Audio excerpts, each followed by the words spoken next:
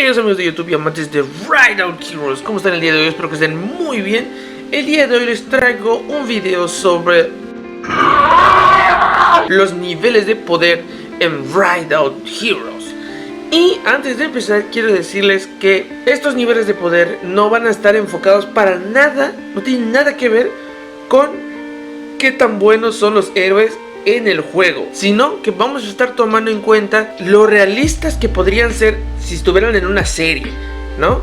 Por ejemplo, hay algunos que son humanos comunes y corrientes, hay algunos que son humanos con preparación militar, hay algunos que son humanos con poderes, hay algunos que son seres místicos. Entonces, así vamos a estar tomando en cuenta estos niveles de poder, como si fueran pues realistas o en una serie, ¿no? Así que ahora sí, vamos a empezar. Y bueno, empezando este video tenemos a Ragnar. Su nivel es el que ven en pantalla, a mi consideración, ya que él es un simple pirata, es una persona común y corriente, no tiene preparación militar, no tiene disciplina, es una persona muy agresiva, por lo que no piensa con la cabeza fría. Lo único que tiene es su agresividad y su fuerza, así que por eso considero que está en este nivel. Luego tenemos a Saika, que para los que no lo sepan, ella es una especie de agente que pues trabaja para los militares o para alguna agencia y pues tiene preparación militar en cierta medida. Tiene un manejo bueno de armas y sabe manejar tecnologías bastante avanzadas, ya que Takemaru es una pieza de tecnología avanzada, así que por eso considero que tiene este nivel. Luego tenemos a White Earp, que es un vaquero y considero que tiene este nivel ya que es una persona que vive en lo que es el lejano oeste. Muchas personas saben lo salvaje que puede llegar a ser vivir en ese tipo de ambiente. En ese lugar todos se están matando unos a otros, todos tienen pistolas, en todo momento te retan a duelo, y si no eres lo suficientemente rápido y tienes la suficiente puntería para acabar con tus enemigos, pues estás muerto y nadie va a hacer nada para ayudarte. Así que considero que a pesar de que él no tiene un conocimiento de armas modernas como lo tienen otros, el hecho de sobrevivir a un ambiente tan salvaje como el lejano oeste, considero que tiene este nivel, además de que pues con la edad que tiene mucha experiencia en combate. Luego tenemos a lo que es Chio, que es un personaje que se ve que tiene mucha preparación militar. Es una persona que trabaja como agente secreto para alguna agencia, por lo que también dispone de una alta gama de armas de última generación. Tiene un buen manejo de armas, tiene disciplina, así que se podría considerar que es un soldado bien preparado y por eso considero que tiene este nivel. Luego tenemos a Tanya, que es muy parecida a lo que viene a ser Chio, pero considero yo que alguna de ellas dos tiene que ser más antigua que la otra. No creo que tengan la misma antigüedad en esa agencia o tengan la misma edad. Por lo que yo pienso, o sea, por mi propia cuenta, que Tanya tiene más edad y tiene más antigüedad en ese tipo de mundillo, por lo que creo que tiene un poco más de experiencia y por eso tiene un poquito más de nivel. Así que por eso les dejo aquí.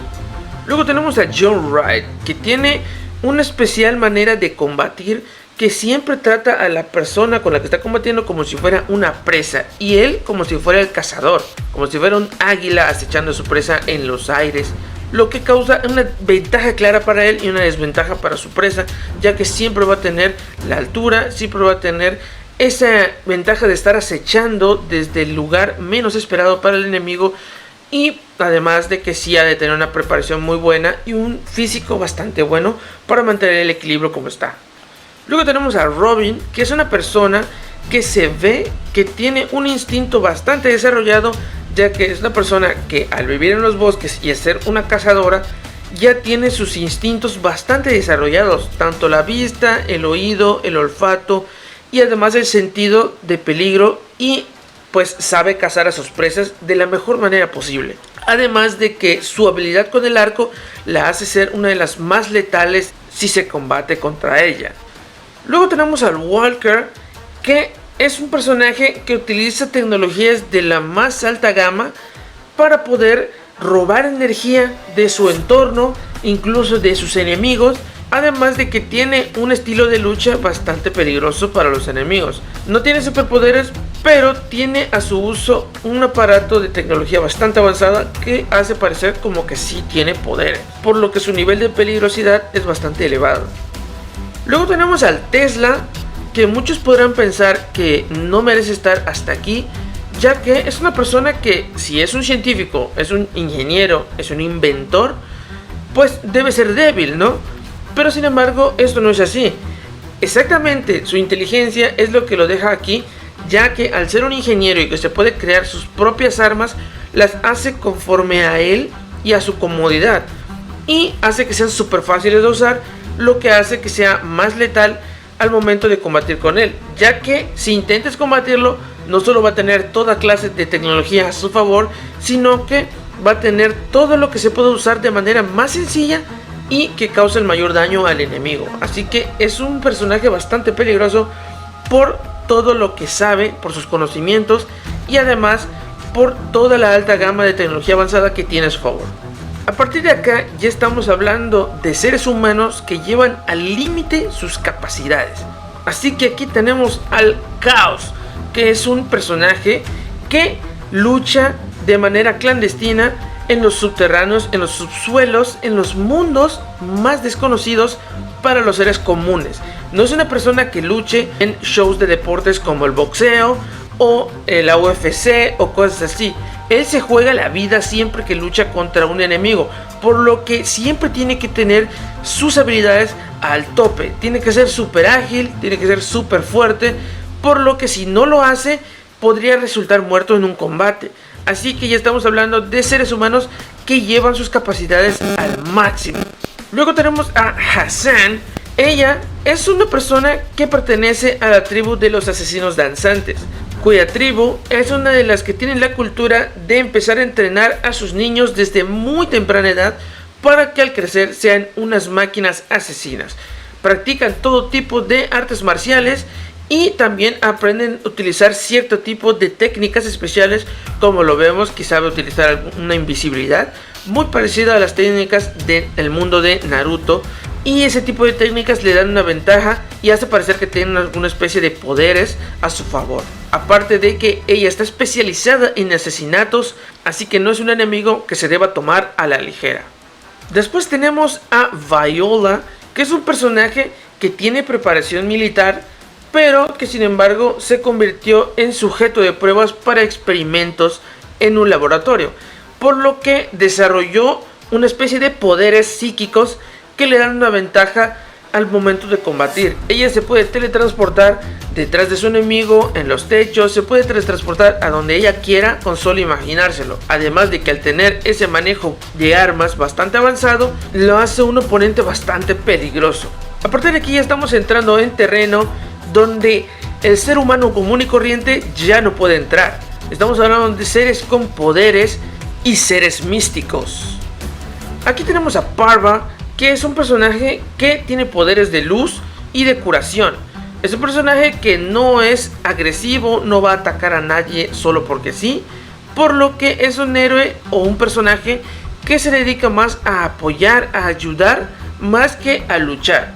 Aún así, no quiere decir que si tú la atacas va a ser un objetivo bastante fácil. Es un ser que se puede proteger de cualquier tipo de ataque muy fácilmente, siempre y cuando no sobrepasen sus poderes.